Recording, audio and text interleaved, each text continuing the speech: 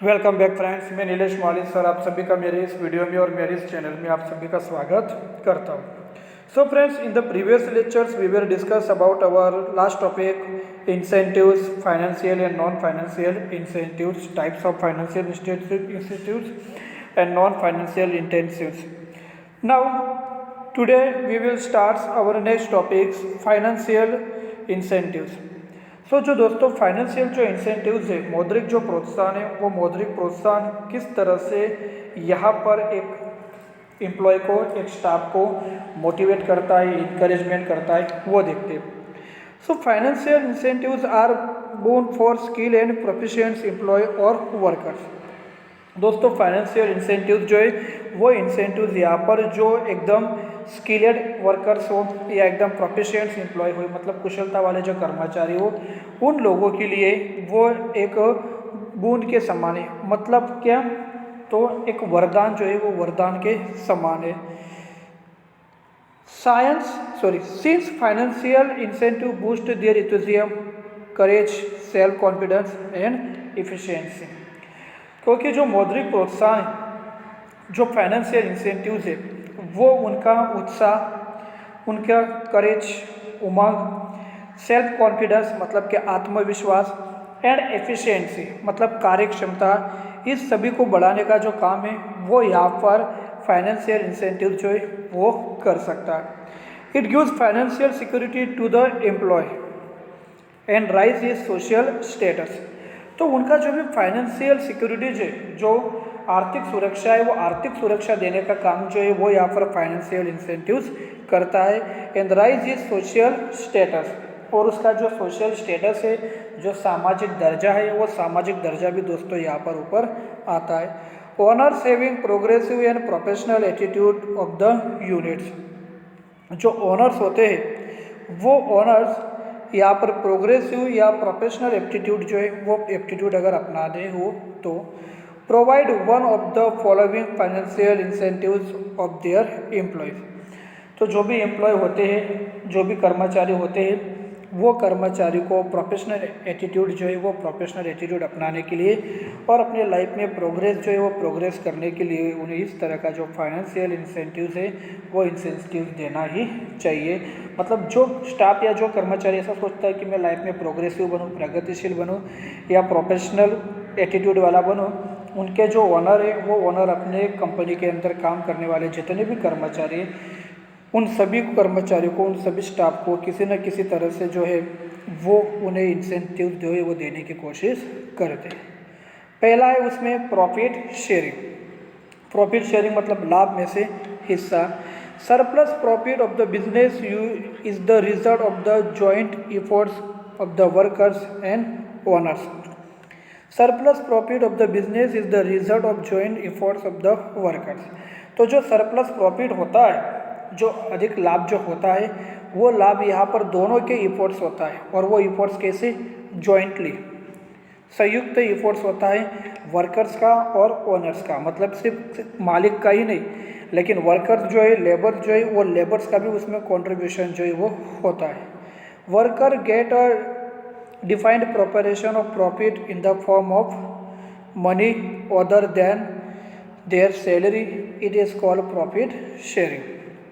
तो workers get a defined proportion of profit of the firm of money other than their salary, it is called profit sharing.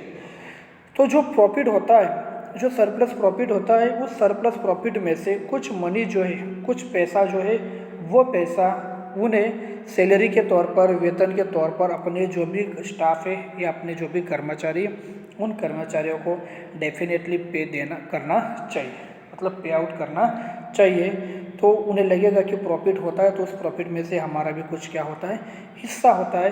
और दोस्तों ऐसा करने से जो लेबर से, जो वर्कर से, वो अपने आप को वर्कर्स नहीं बल्कि एक तरह से क्या सोचेंगे, अपने आप को एक मालिक जो है, शेयर होल्डर जो है, इस तरह का वो अपने आप को सोचेंगे। को पार्टनरशिप मतलब साझेदारी। व्हेन एम्प्लॉय और workers are taken as partners in ownership, management and distribution of profit, it is known as a co-partnership when employee or workers are taken as partner in ownership। तो जब employ या worker जो है वो workers या employ को partners बनाया जाता है, कंपनी के अंदर ओनरशिप दी जाती है, management and distribution of profit, और साथ ही साथ उन्हें जो प्रॉफिट है उस प्रॉफिट में हिस्सा दिया जाए, मैनेजमेंट में हिस्सा दिया जाए, it is known as the copartnership.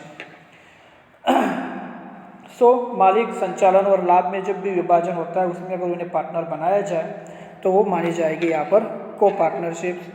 So it is known as a copartnership as this employee और workers are taken as a copartner. और ऐसा करने से जो भी वर्कर्स होते हैं, जो एम्प्लॉय होते हैं, वो एम्प्लॉय अपने आप को एक को पार्टनर्स की तरह समझते हैं। It become easy for owners to increase production and to maintain industrial peace. और दोस्तों ऐसा करने से जो भी वर्कर्स होते हैं वो वर्कर्स अपने आप को ओनर मानते हैं, वो प्रोडक्शन जो है वो प्रोडक्शन में इंक्रीजिंग करते हैं and to mention industrial peace. वो इंडस्ट्रियल पीस जो है मतलब कि औद्योगिक शांति जो है वो औद्योगिक शांति को भी वो बनाए रखते हैं। थर्ड है प्रमोशन। प्रमोशन मतलब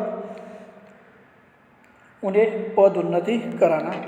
the process of placing the staff in a higher and beneficial position is known as the promotion. जब भी किसी स्टाफ को कोई अगर हायर पोस्ट दी जाए, बेनिफिशियल पोजीशन अगर दी जाए, जहाँ पर वो प्रेजेंट में काम कर रहा है उससे ऊंची अगर उसे पोस्ट दी जाए तो उसे कहा जाता है promotion. There is an increase in authority, responsibility, duties and salaries. और ऐसा करने से उनकी जो अथॉरिटी है, रिस्पॉन्सिबिलिटी है, ड्यूटीज़ है एंड सैलरीज है वो सभी में क्या हो सकती है, इंक्रीजिंग जो है बढ़ोतरी जो है वो बढ़ोतरी हो सकती है। क्योंकि अगर कोई लोअर पोस्ट पे होता है और उस लोअर पोस्ट के पर्सन को अगर हायर पोस्ट जो है वो हायर पोस्ट अगर दी जाती है तो सबसे पहले तो उनकी अथॉरिटी बढ़ जाती है, पावर बढ़ जाती है, रिस्पॉन्सिबिलिटी बढ़ जाती है, जिम्मेदारियाँ बढ़ जाती है। ड्यूटीज़ एंड सैलरी, जो भी उनकी ड्यूटीज़ है या उनकी सैलरी है वो भी क्या हो जाती है, बढ़ जाती है। The efficiency of the staff increase and it's moral is boosted. तो ऐसा करने से जो एफिशिएंसी है, स्टाफ की एफिशिएंसी वो भी बढ़ सकती है और उनकी नैतिकता जो है वो भी बढ़ सकती है। सो प्रमोशन जो है वो प्रमोशन किसी भी कंपनी के अंदर अगर किसी भी कर्मचारी को दिया जा रहा है तो वो प्रमोशन जो है वो स्टाफ के ऊपर बहुत ही एक पॉजिटिव इफेक्ट जो है वो करता है। Bonus, profit is the contribution of the workers also. Profit is the contribution of the workers also.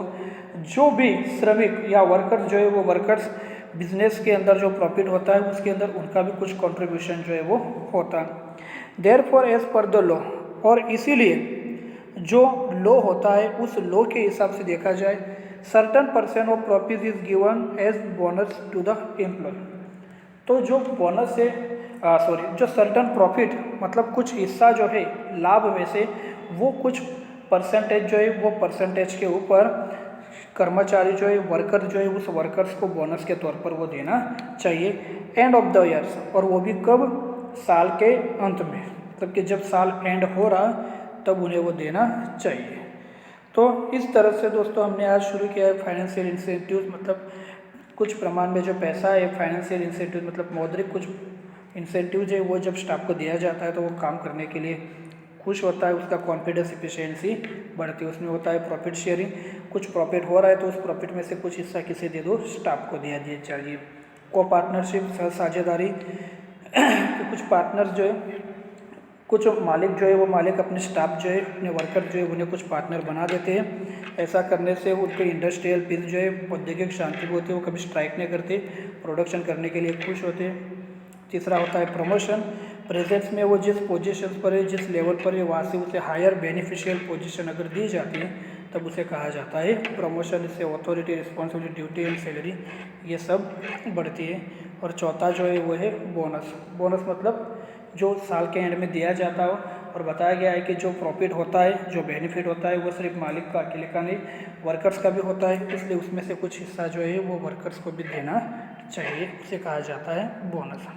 ठीक है, तो फ्रेंड्स पांचवा जो पॉइंट है हमारा कमीशन, छठा पॉइंट है प्राइजेस एंड सेवन्थ नंबर का जो पॉइंट है वो है सजेशन एंड एडवाइस। ये सारे पॉइंट जो है हम लोग हमारा जो नेक्स्ट वीडियो होगा या नेक्स्ट ऑनलाइन क्लास होगा उसमें हम ये बाकी के जो टॉपिक्स है उन टॉपिक्स को डिस्कस करेंगे, उसकी चर्चा करेंगे। तो तब तक के लिए आज आपको जो पढ़ाया गया उसे रीड कीजिए, उसे लर्न कीजिए, उसे समझने की कोशिश कीजिए। Thank you, good bye.